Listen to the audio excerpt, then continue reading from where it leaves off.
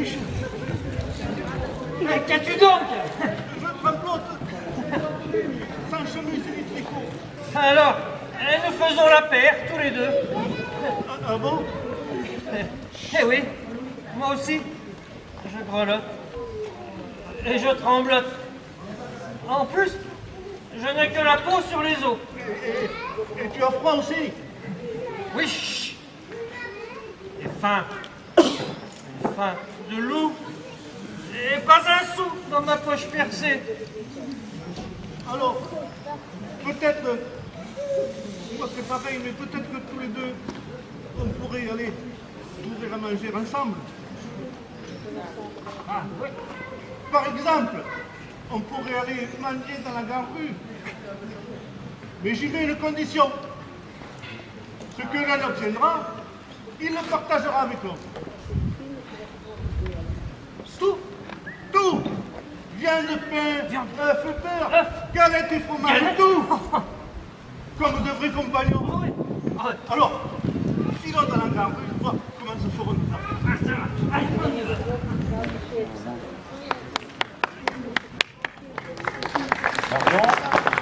Marion! Que voulez-vous, mon mari? Marion, je m'en vais de ce pas en ville chez le prévôt. Alors, si d'aventure il me retenait à déjeuner, il y a un pâté d'anguille qui termine de cuire dans le four. Vous me le ferez parvenir. Surtout, ne le donnez à personne s'il ne connaît le signe convenu. Je veux bien tout comprendre. Et j'aurais grand chagrin de vous déplaire. Mais encore faudrait-il me dire de quel signe vous parlez. Juste. Alors, pour preuve, le messager que j'enverrai chercher le pâté vous prendra le doigt comme ceci. C'est compris? Très bien. À tout à l'heure. Enfin, la chance nous sourit. Dire que nous allons frapper à toutes les portes de la grande rue, sans que personne vienne nous demander à manger. Même pas un quignon de pain dur, Pas un os à ronger. ni même un bol de soupe claire.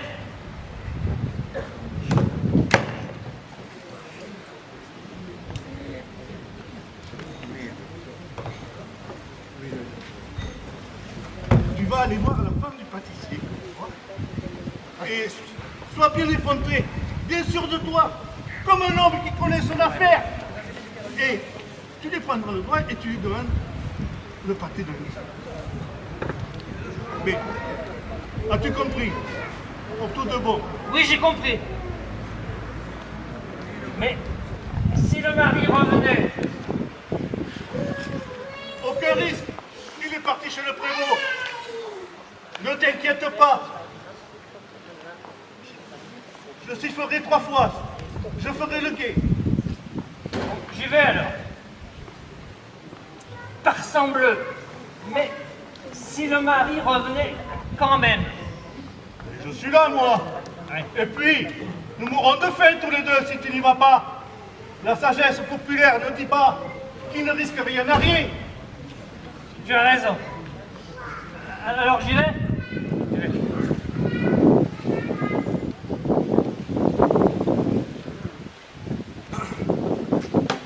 Madame? Madame? Qu'y a-t-il? Qui m'appelle? Je suis le messager de votre mari. Et je viens chercher le pâté d'anguille pour le lui apporter sur l'heure. Ah oui? Et quelle en est la preuve?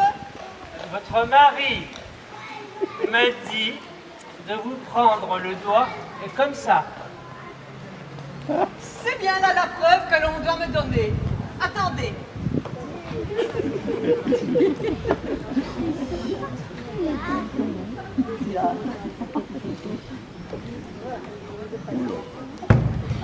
Tenez, voici le paquet que mon mari a demandé. Portez-le lui. Oui.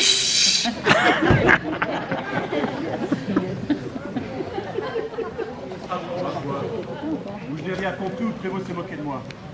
personne pour me recevoir. En on ne se moque pas des honnêtes gens comme ça. Marion, je reviens. Gauthier, déjà de retour? Et vous avez eu le temps de déjeuner? Comment déjeuner? Bien sûr que non, il n'y avait personne chez le prévôt. Ben, dans ce cas, pourquoi avez-vous envoyé chercher le pâté? Comment? Envoyer chercher? Ben, voyez-vous ça? Monsieur fait l'étonné! Quoi l'étonner? Bien sûr l'étonner. Vous avez donné mon pâté à quelqu'un? Ben, bien sûr, il est venu, il m'a pris le petit doigt, je lui ai donné le pâté, j'ai fait comme vous m'avez aidé, papa. Mon pâté, il est perdu, mon pâté. Oh, Gauthier, c'est votre petit jeu, ça ne m'amuse guère. Vous avez envoyé le messager, je lui ai donné le pâté, un point, c'est tout. Menteuse, menteuse, mais tu veux que j'attrape mon bâton pour te faire dire que tu as mangé mon pâté? Mais puisque je vous dis que je l'ai donné au messager. Mais tu me prends pour un idiot, mais attends, quand j'aurai attrapé mon bâton, je te ferai dire la vérité.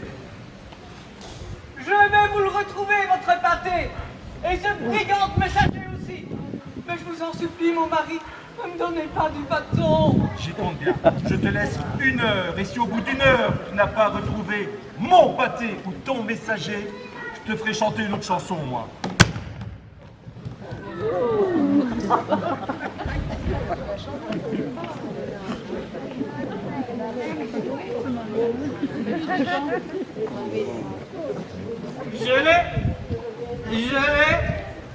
J'ai réussi. Je le savais, mais je le savais que tu arriverais. Je le savais. Voyons comme il semble. On va se régaler. Allez,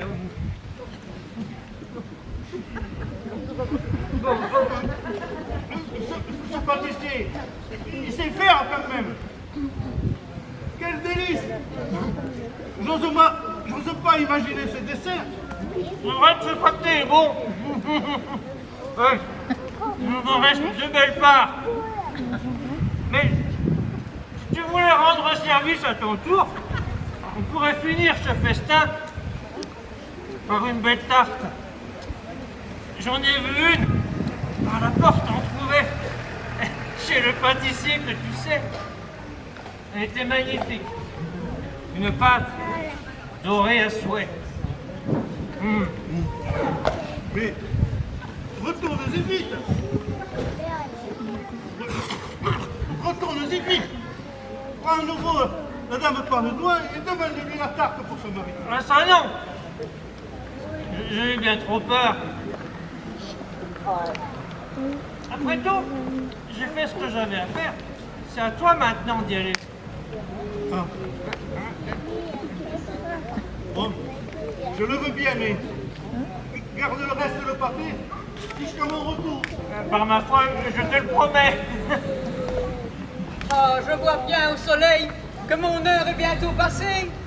Et toujours pas cette coquette messager en vue. Ah, il doit être loin à l'heure qu'il est, en train de dévorer ce bon pâté d'anguille.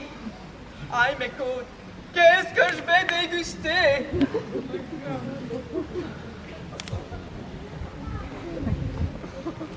Madame, je viens chercher la tarte pour votre mari. Le premier messager est venu, mais votre mari était furieux de ne point voir sa tarte. Pour sûr. Ne bougez surtout pas. J'arrive.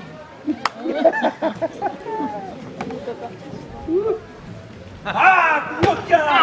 C'est toi qui as trouvé ma balle! Mais dis-le tout de suite ou je te battrai jusqu'à... Vous allez me taire! Oui! Oui! Je vous dirai tout. Arrêtez. Eh bien, j'étais allé dans la rue faire le monde. Mais rien de rien. Mon compagnon, pas plus beau qu'un jeune faucon comme moi, avions entendu ce que vous disiez à votre dame. Il est venu, lui a pris le doigt, et à nous le pâté d'anguille. Mais c'est que nous devions tout partager. À nous deux, ce bon dîner. Mais le diable tout à coup lui a fait rappeler la tarte que nous avions aussi préparée. Je suis venu. Quel insensé! vous la demandez. Ainsi donc, vous partagez tout, hein? Oui. Eh bien, file me chercher ton compagnon. Tu as eu des coups de bâton? Il en aura lui aussi. Faut le pâtissier. File. C'est promis. Promis, c'est promis, je vous le ferai venir. C'est justice après tout. J'en ai eu, il en aura. Et arrêtez, je vous prie.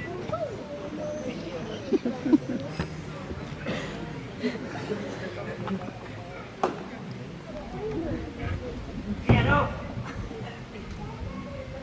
Vas-y, toi. C'est moi? Oui. Parce qu'elle veut que ce soit le même messager.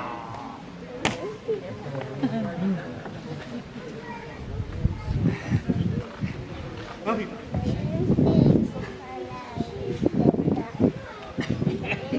Alors? Vous me reconnaissez? Alors, filez vite chercher la tarte pour votre mari qui s'impatiente. Tout de suite.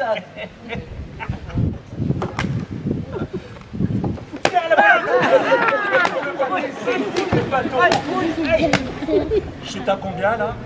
5, 6, 7. Je meurs. Ah, mais tu t'en souviendras de mon pâté, faut être pâtissier. Pour sûr. Et maintenant, allons déguster la belle tarte qui nous attend. Allons-y.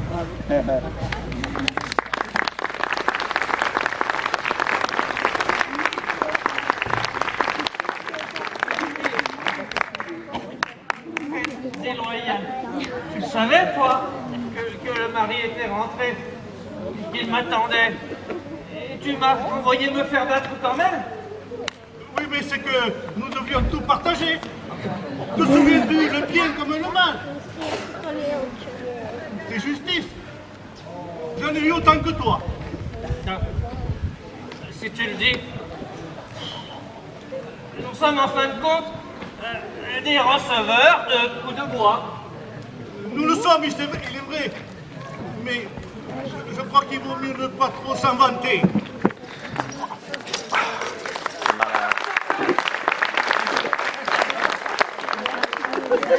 Riche.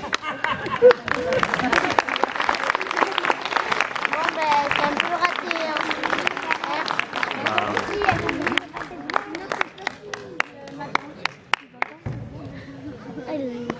Cette histoire vous montre que c'est dans les bons partages que l'on reconnaît ses vrais amis.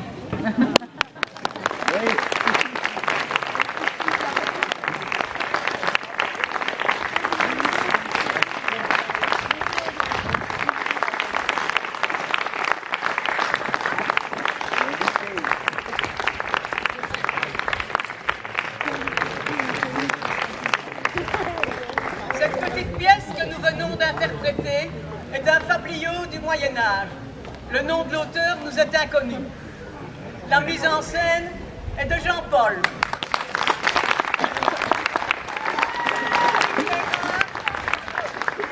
L'éclairage et le décor sont de Daniel.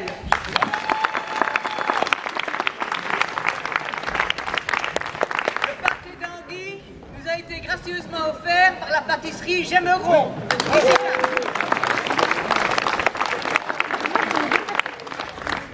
Dans le rôle du pâtissier, mon mari, que je voudrais un petit peu moins violent.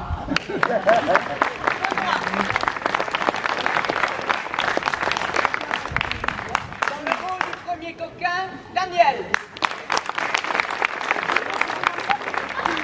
Dans le rôle du second coquin, Sylvain.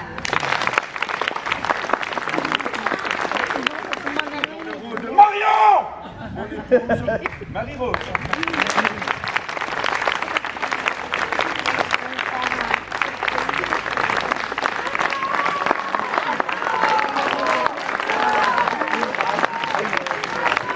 Merci à vous de nous avoir d'avoir commencé à enchanter ce début de spectacle. Alors maintenant, nous allons allumer des... non. Nous allons vous passer le chapeau. Voilà, parce que vous êtes bien tranquille, bien gentil et tout ça. Vous venez d'applaudir, vous êtes en bonne disposition. Et donc, vous avez les danseurs qui vont vous passer le chapeau. Pendant ce temps-là, Pendant ce temps-là, nous allons